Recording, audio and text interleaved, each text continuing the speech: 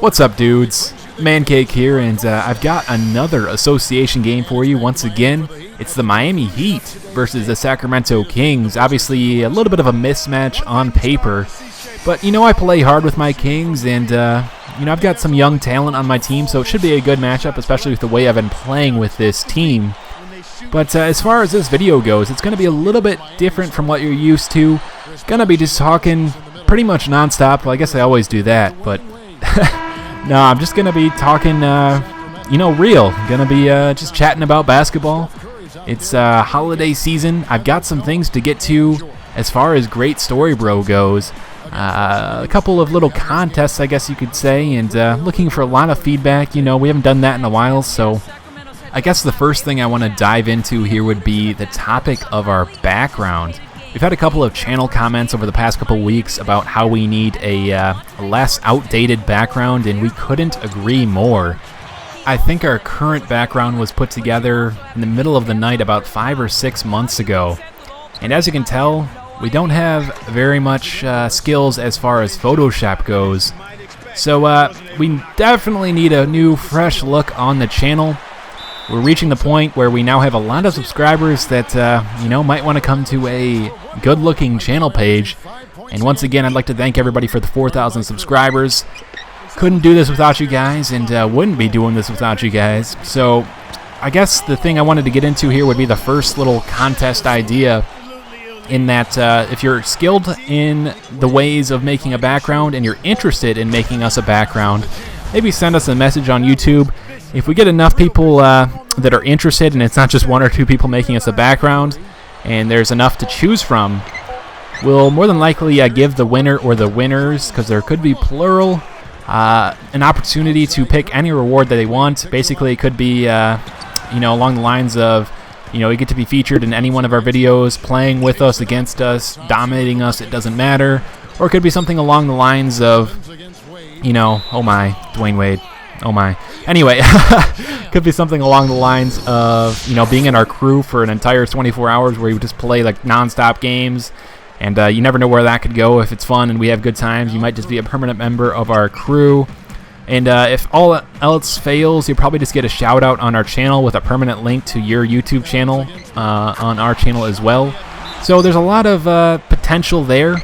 And obviously, if you're not skilled in the ways of, you know, creating a background like Shempy and I, it's not necessarily something for you, but we apologize for that. It's just, you know, a little bit of an incentive for those of you out there that like to spend time on Photoshop making silly images. It could be anything that, you know, you want. It could be something that says Mancake and Shempy and have 2 pictures of Teletubbies. I don't care. As long as it looks like you put some good time into it and it's well put together, you know, we'll probably feature it. Who knows? That kind of just fits our personality and our style. So yeah, that's pretty much it for that little contest idea. I'll let you know more as I know more, but if you have questions, feel free to send us messages on YouTube as Kyle Korver goes to work on LeBron. But yeah, that brings me to another topic, and that would be that I need some more help in regards to Christmas. My parents keep asking me for Christmas ideas. I don't know what to do. Kind of thinking something along the lines of a 360, because mine's about 5 or 6 years old, and I'm just waiting for it to get the red ring of death. Kind of don't want to turn it on because it sounds like a 70s muscle car just humming along. But yeah, there you go. Give me some other ideas. Any games you want me to kind of look into, let me know. Don't actually have Black Ops yet. I know that's a little bit depressing, but haven't really had the time. So if you have any ideas, let me know. Just throw anything down. I know Jake's looking for ideas as well, so we could definitely use the input. And then on another topic, as you see here in this game, I'm just getting destroyed in the paint, and not really doing too well on-ball defense. LeBron James and Dwayne Wade just going to town and getting a lot of easy buckets down low, but my bench is playing huge. But that would bring me to the topic of my association. And I know I like to freshen things up around here. I'm just curious what you guys would like me to target in the offseason in a trade. It could be a single player. It could be a position. And if you put together a, well, oh my goodness, Udonis Haslem. Wow. But if you put together a well, thought out comment about what player or position I should go after, I might just go and do it, put it in the video, and you have some impact here on my team. I know a bunch of you want me to get DeMarcus Cousins, which could be pretty tough to do. He's got just an amazing amount of trade value in this game.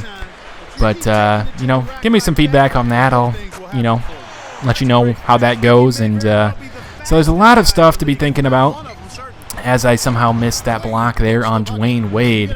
And I know this has been a little bit different. We're almost, halfway through the video at this point, and I'm still just rambling like a bumbling idiot here. And that's fine, because my Sacramento Kings are beating the Miami Heat by 6. That's right.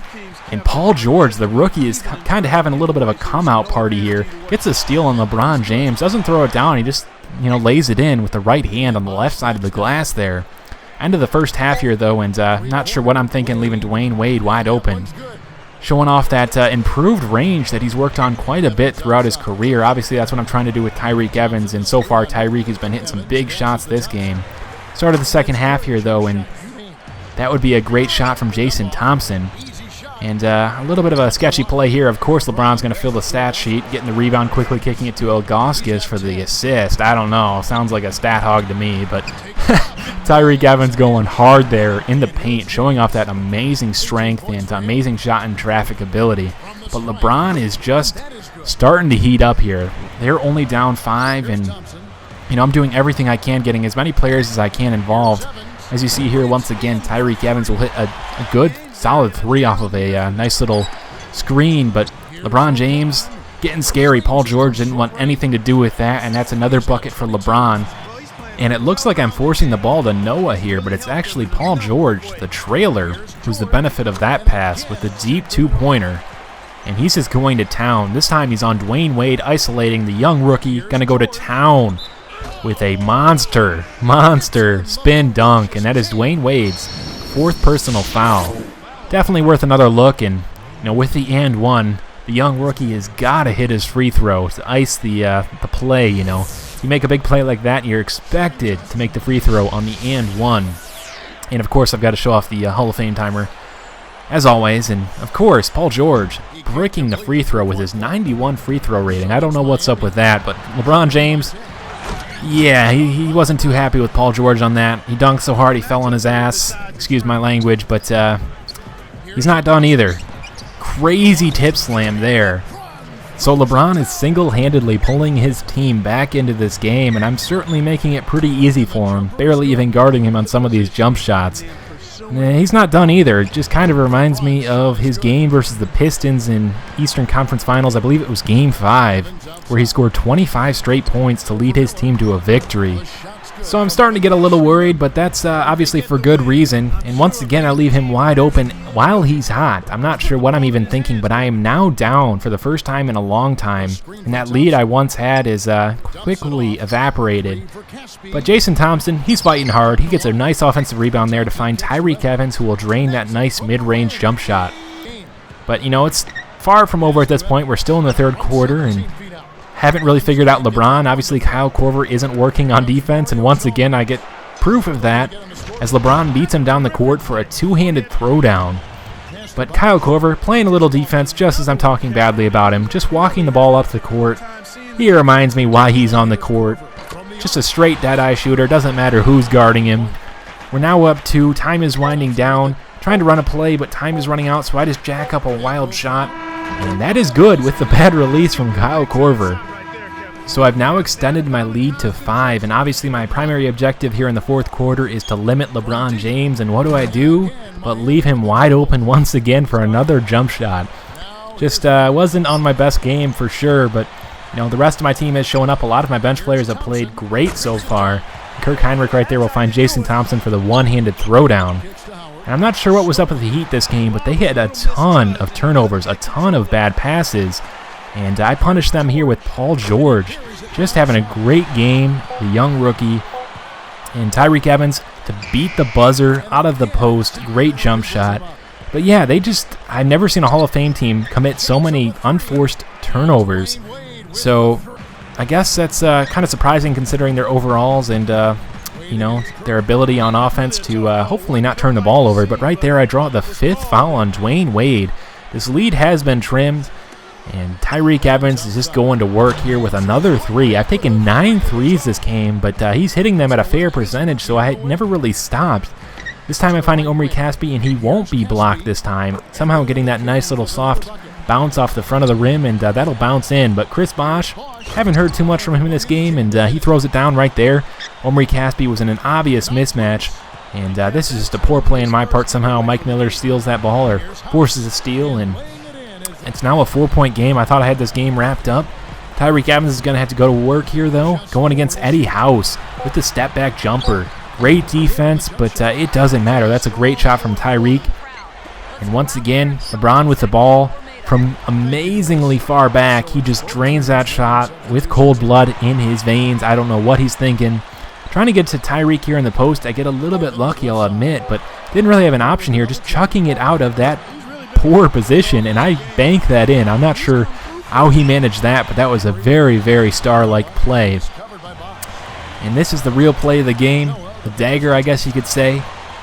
Ran this play a lot, but I mixed it up this time. Instead of shooting, I will end up just driving in with Tyreek, and as the time is running out, I kick it out to my man, Steph Curry, to beat the buzzer for 3, and I do get the win here on my home court. LeBron had a monster game, but I'm happy. I beat the Heat on Hall of Fame with a really undermatched team.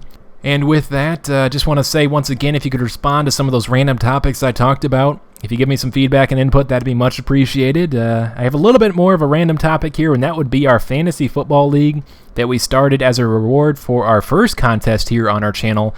And that would be, I was the number 1 seed going into the playoffs, and Jake was the number 2 seed. I was 11-1, he was 10-2. But it looks like as of tonight, as of this Monday Night Football game, I am about to lose, and so is Jake. So good luck to those that are going to be moving on in the playoffs, but it looks like Jake and I have been eliminated. Anyway, that's it for the video. Once again, thank you for dealing with me and putting up with this video, and as always, thanks for watching and have a good one.